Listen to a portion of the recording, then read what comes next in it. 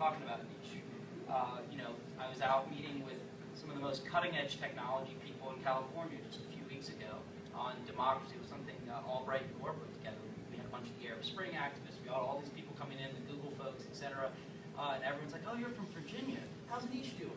And I think what's important about that is that he's someone who is equally committed to that conversation at a global level as he is to people in a rural community in Pennsylvania County. I've seen him have the same excitement about being out in a rural county with underprivileged kids, who he's the first one to help bring broadband out in that area, to help talk and find some kid who's the geek in the room who may have not always been celebrated and say, "Hey, I'm going to geek out with you for a while because I see Virginia's future in you." And I think the energy that he brings to this is incredible. On a nuts and bolts level, I will tell you, being a candidate isn't always that much fun. You may have noticed it involves fundraising. This guy's good at raising money.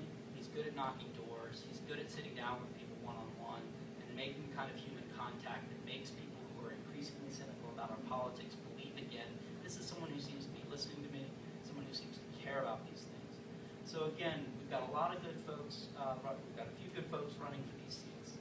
It's incredibly important. He'll talk about this as well. This isn't just about who's going to be the person on the ticket who gives us the best chance to win up and down the ticket in the fall. Though I do think Aneesh is that X factor that gives us an extra boost going into November. It's also the office itself, which has probably never been more important in our lifetime in terms of both control of the Senate and breaking those ties and understanding how that's going to work, and beating the person that they put on the ticket on their side. Which I'll just so again, I really want you to get to know Aneesh, but I will just again tell you that I think the stakes this year are about this question. We have fought, and people long before me at much greater risk than me have fought to make sure that Virginia is defined by our best ideals and our best paths, and not the worst of our paths.